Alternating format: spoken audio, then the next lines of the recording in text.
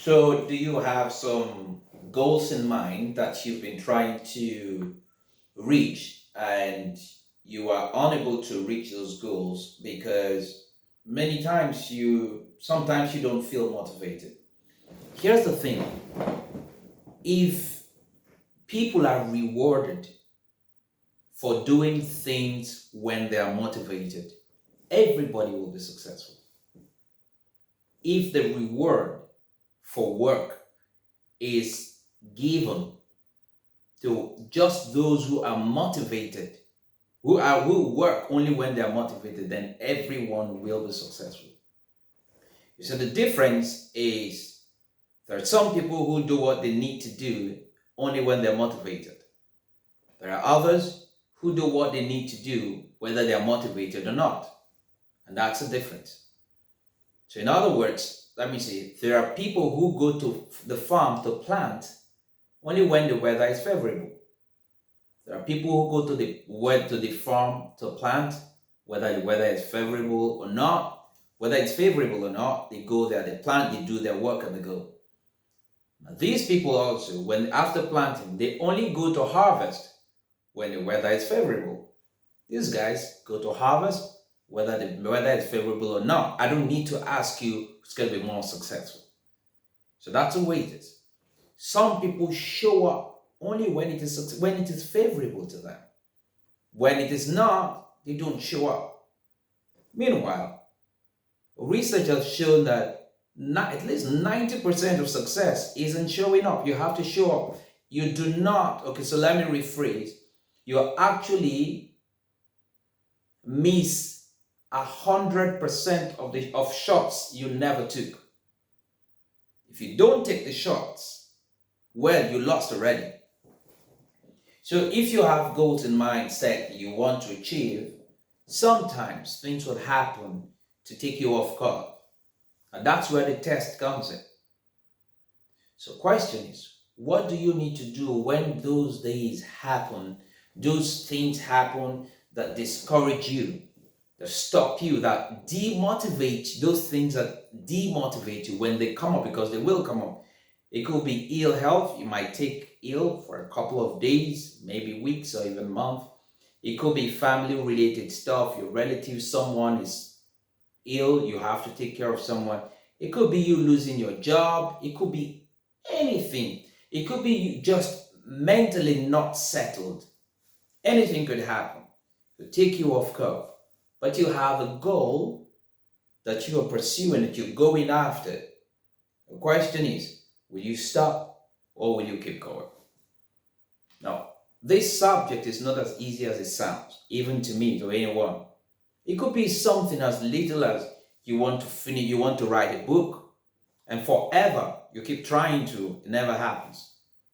It could be something as small as you just even want to read a book, read one book. You can say, every month I want to read one book.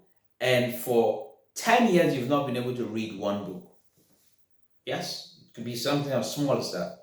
It could be something as small as, I want to become a more effective speaker. Well, that's not even small because I think speaking is quite challenging for most people in the world. But then it could just be that you want to become a more effective speaker. It could be anything. It could be as little as, I want to be going to bed early. I want to have discipline to go to bed early so that I can wake up early and do some things. It never happens. You stay stuck to your TV. You keep watching. You're on your phone and social media forever. Discipline is not there. It could be as small as that. But any of these cases that I have mentioned will take you off curve if you are not careful. And what I've just mentioned is not even up the tip of the iceberg of things that could happen and take you off curve. So I want to share with you a few things that I think could help you to grow, and irrespective of where you are. So the first thing I want to mention is, first, you need to take time to understand your goal, where you're going, and see yourself there. Because everything that you see physically has already been created mentally. So there's this saying that you cannot feature FEATURE in a future, Future, that you cannot picture, Picture. You cannot feature in a future that you cannot picture. So you have to see yourself there first before you could actually get there. Now, what's the joy? What would it feel like? Be there. What would it feel like to read one book every month, and in 12 months I would have read 12 books? Give you an instance. Do you know the power of reading books? So let's say you take Tony Robbins. He spent, I'd say, 40 years in his craft, teaching, speaking. And you read his book. And you take John Maxwell, spent like 40 years in leadership, and you read his book. If you blend those two, if you read those two books together, I'm just giving you, just painting a picture, okay, get the point. That would mean compressing 80 years of experience from both men put together. That's what you have. So instead of you spending 80 years to learn all of that, compressed into a book. So every time you read a book, you are actually compressing time and you're learning faster.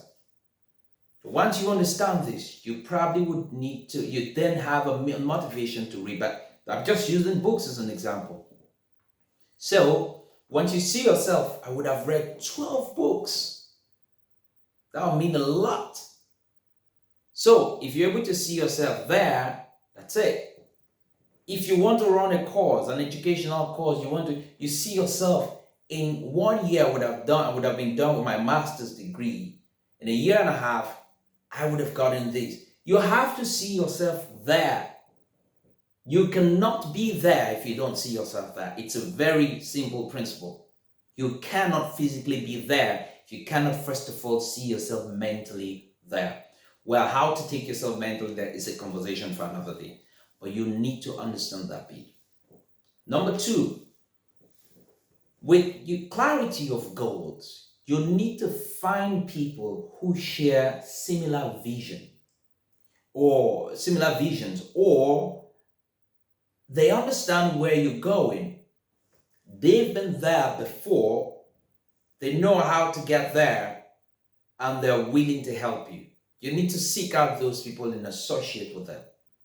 Make no mistakes, associating with people who do not share your values, do not respect your goals and your visions, will simply detract from you. That will not add to you, it will minus, it will take away from you.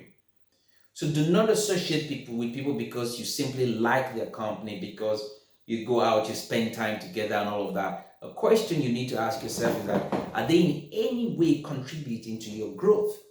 Well, conversely, you have to be someone that is willing to also contribute to someone else's growth. You must be careful not to associate with people who think exactly like you. And there's this thin line, this is what I mean. Because we all have blind sides. So you need to be careful not to associate with people who say yes to everything you say. You must seek out people who can look you in the eye and say, I value your goal, I respect your goal, and for that reason, I can speak truth to power. I can talk to you and say that what you're doing is going to hurt you. You need to look for people who see life differently and can say, okay, wait, slow down. Why don't we try this in a different way to see if we can achieve the same goal? If you understand what I mean, you need those people that are that strong, right? So I mentioned a couple of things. So number four, you need to, I hope I'm right. Number four, you need to have time to meditate, think deep, be mindful, and be really quiet. Do not wake up in the morning and the first thing is your phone, social media, from one social media platform to another, and then you go to work, and then all the hustling and bustling of work life, and then the next thing back to social media, then TV, you consume toxic news and everything, and then back to social media again, you take your meal, and then back to social media again, and then you go to bed. You cannot lead that kind of life. Well, this is just me painting it. Some people lead worse lifestyles. Some people maybe not this bad, but the point is that they're constantly busy. There's no quiet moment where they reflect on what has happened, see the picture or the future, and try to see themselves there and see how they can create that thing that looks so much, that they create something that can help them to get there. Quiet is important, it's powerful. Being calm, learning to stay calm is super powerful. So that's a skill that you need to develop. Another skill, another thing, another characteristic, another quality, or another skill that you need to develop is you must learn to have tools that would help you to move on whenever you are demotivated. One of the most powerful tools I think you need to learn to develop is called discipline. Discipline. Discipline has to do with you tying your body, has to do with you having control over your mind. Because your mind will speak to you sometimes, but you have to tell your mind that this is where I want us to go. Your mind is speaking to you based on experiences that you've heard, based on experiences that you've had. And what do I mean? You sit down for 2 hours, 3 hours, you watch TV, it feels good. Your mind records it. So the next time you want to pick a book and read, your mind tells you, you know, the series we're watching, we're not done. We need to watch that. There are 2 more seasons. Why don't we go? All right, you close the book. Let me just watch that. Boom. You start watching. And your mind feels, oh, wait, that's okay. That feels good. So the next time you were supposed to probably engage in anything that will take you further towards your goal, your mind goes, So you're looking at cutting down weight, bringing down, becoming fitter, getting fit. And your mind goes, oh, if you try if you try to skip this chocolate, why don't we go out and give yourself a treat? Life is short. Why don't you go have a feel? Because you've been there before, you've eaten something before, and your mind records it because it really did taste good. Question is it healthy? Is it healthy for you? Is it helping you to cut down weight? Is it helping you to become more, to attain your goal of fitness? Answer is no. But your mind likes it because it feels good. So your mind tells you, let's go have some more. Well, let's go. You've got to gain mastery over your mind, and the key to gaining mastery over your mind is discipline.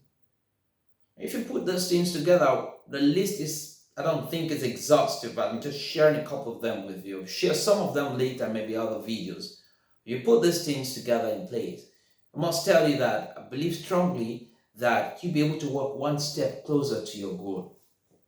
I'm not talking about perfection. We're not perfect. But I'm saying that if you know what to do, you will consistently work towards your goal.